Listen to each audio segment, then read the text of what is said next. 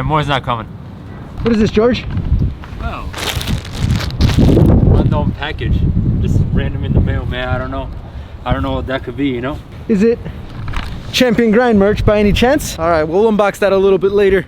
Welcome back to the channel, everyone. Coach Javi and Georgie, as you guys can see behind me. Kitman Moy decided he did not want to show up today because I don't know, he just didn't want to show up today. So make sure you guys go ahead in the comment section and let Kitman Moy know that it is unacceptable to skip out on a session. All right, let him know in the comment section down below so he doesn't do it again in the future. So if you guys haven't been watching, this is the pre-season series, episode 3. I will link both the episode 1 and episode 2 up here somewhere or in the description, so you guys can go ahead and check those out. Basically, we got a few months until preseason starts, but we're trying to get out early and get some touches in, making sure that we're not just going 4, 5, 6 months without even touching a soccer ball. So lots of very, very simple exercises, very basic, touch-oriented, first touch, dribbling, passing, ending with a little bit of shooting. It's really, really cold out here, so I'm gonna stop talking and let's get straight into it.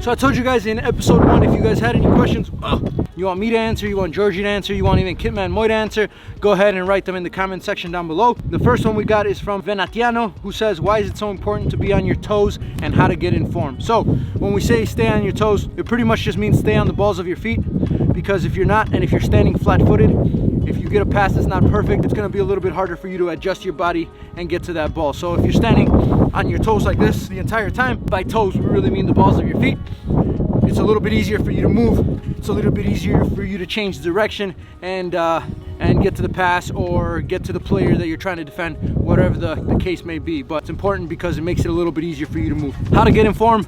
All it is just consistency. That's the biggest word. Consistency and confidence. Everybody goes through a slump in form at times, but the important thing is to remember, if you're staying consistent, if you're out here doing these technical training sessions, you feel good when you go into your training sessions with your team, the confidence is there, then it's gonna, you know, hopefully get you in form. But there's really no formula other than to not get discouraged, keep that confidence high, and stay consistent with all of your extra training sessions and your team training sessions so you don't lose a beat. The next one is from William Kavar, who says, what should youth players be focusing on in their training sessions? It's all about the basics, just working on your first touch, your dribbling, all of the individual attributes that are going to help you be better in your team setting. That's what you should be focusing on. Obviously, as you get older, your sessions become a little bit more position specific, but when you're younger, you really want to be able to get good at all the positions and understand every single position's role. That's the big difference between the youth and the professionals. At the professional level, your training sessions are going to be based a lot more around your position, but we're still never overlooking the basics.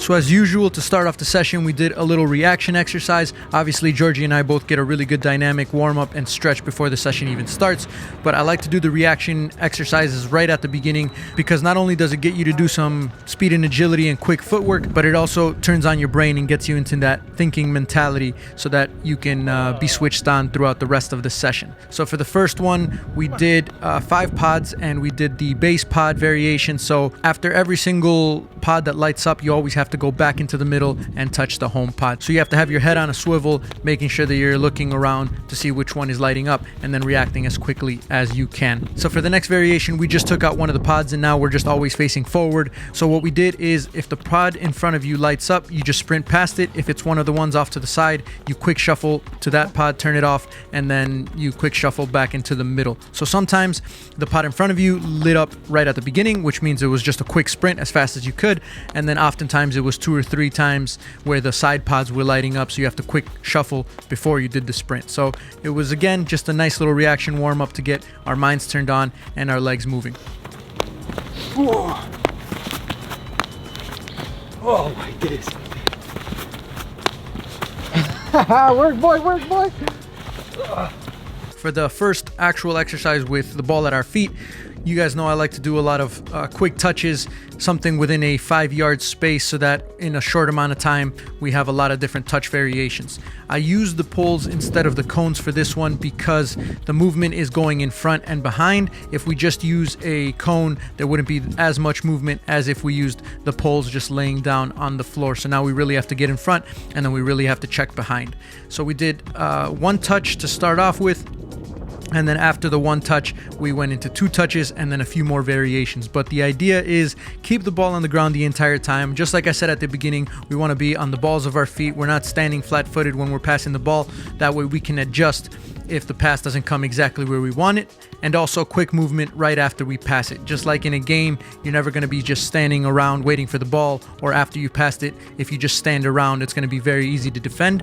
So getting in that habit of making a pass and then quickly adjusting your feet and making the next movement, whatever movement that is. Obviously, this is a pre-programmed pattern, so the movement's always going to be the same, but it is very good if you want to get into that habit and translate that into a game where the movement might be a little bit different. So get creative, guys. Use as many different variations as you want, and you'll notice that these exercises are really fun, really good for your touch, and just going to make you feel a lot sharper and a lot better with the ball at your feet.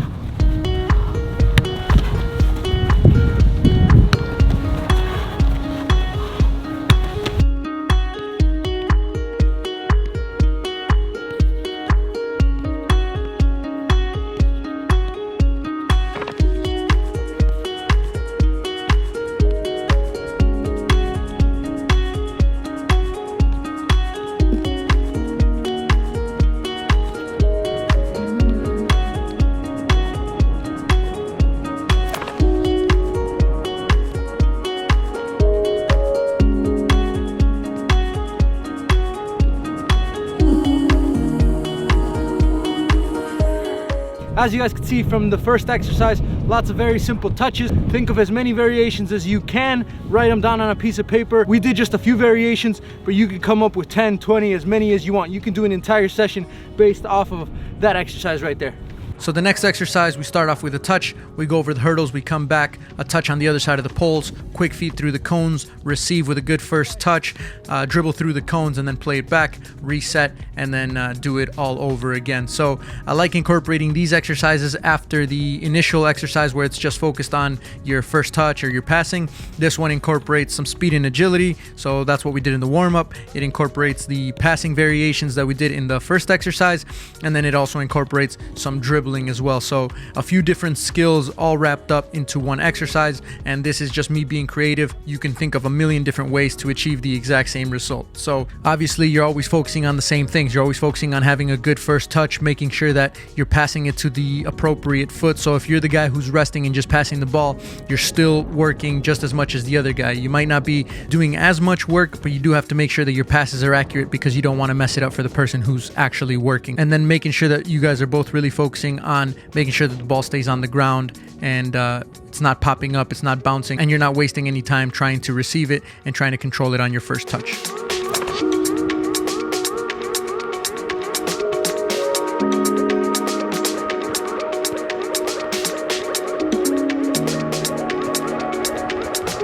Before we go into the shooting, I want to tell you guys a little story, quick little story of what happened to me about a month ago. We were playing in the UPSL. We obviously had a locker room where we leave all our stuff. At halftime, when we go back into the locker room, I noticed that my bag was missing. So I started to panic a little bit. I looked around, I thought somebody was playing a prank on me. And then when I asked some people if they'd seen my bag, a few of the other players noticed that their bags were missing as well. Come to find out, our bags got stolen while we were playing. Somebody went into the locker room and took all of our stuff. I had my wallet, I had my phone. Fortunately, I didn't have my keys in there, but then I had a bunch of other stuff that was valuable to me as well. So it's one of those things that happens, and you got to learn to be a little bit more careful next time around. But obviously you don't learn those lessons until it happens to you. The part that upset me the most was that my wallet went missing, and I had my credit cards in there, I had my driver's license in there, and there was no way for me to track it or to figure out where it could have gone. So fortunately for me, a company called Ekster reached out to me right around that same time when I had lost my wallet. Coincidence?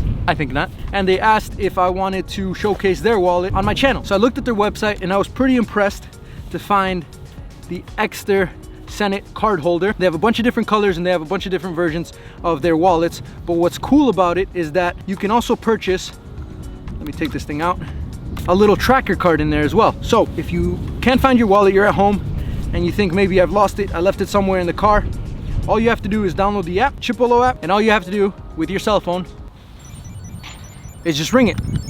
And then the card will pop up, you just click the button in the middle and it stops. The other cool thing is, if you lose your phone and you have your wallet with your tracker card in it, you tap it twice and all of a sudden your phone starts ringing. The other cool thing about it is it's made from really nice leather materials and it's got this cool button in here, so you click the button and your cards pop out just like that. You have a little holder in here for some cash if you want. Coach Javi doesn't like to carry cash because if you lose it, then it's really gone forever. But this cool little button pops the cards out, take out your credit card, and then obviously pop it back in. And it's almost like a little fidget toy as well. So make sure you guys go ahead and check them out. Obviously, I'll leave my link in the description. Go ahead and use it. Very thankful for this. Hopefully, I'm gonna be a little bit more careful. And if it ever does go missing, I can track it with my cell phone. All right, so it's getting really, really cold out, so we should get back to the session. So for the shooting exercise that we did, it's one of my all-time favorites. I got this from Joner one-on-one. I'll leave a link to his channel in the description. Obviously, if you guys have searched for individual training drills or partner training drills, Joner one-on-one is probably one of the biggest resources online for that. Fantastic exercises, fantastic coaching points. Go ahead and check out his channel. It's a very simple exercise. There's 4 finishes total. You start off receiving the ball, taking your touch off to one side, having a shot, and then it's a quick little wall pass in the middle. You take your touch out, have a finish, and then you repeat the same thing on the other side, and then you finish with a shot that's a little bit closer than all the other ones. So different angles, different distances, different touch patterns, and different touch variations, and a total of 4 finishes in one exercise. Again, incorporating that skill of after you make a pass, you have to figure out what your next movement is so that you don't get stuck just waiting and trying to figure it out as the exercise is going on. As soon as you take a shot, you don't just stand there and look at it. You think, what's my next job? What's my next movement? And then you go ahead and do that. And then on top of all that, you want to make sure that your shot is accurate, you're hitting it on frame, and if there was a goalkeeper in the goal, then would you have been able to score? So fantastic exercise. Shout out to Joner one-on-one for putting this on his YouTube channel. And yeah, I think besides that, that was the end of the session. Really, really cold, so time to go home.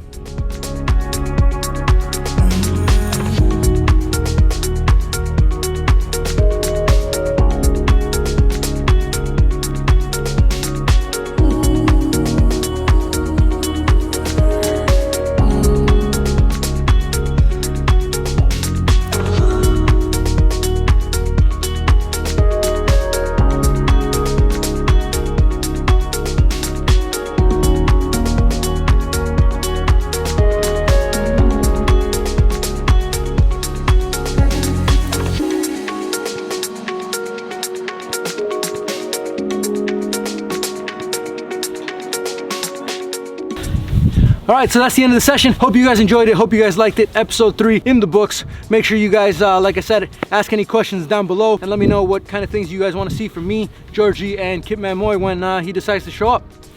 Until next time, and adios, muchachos.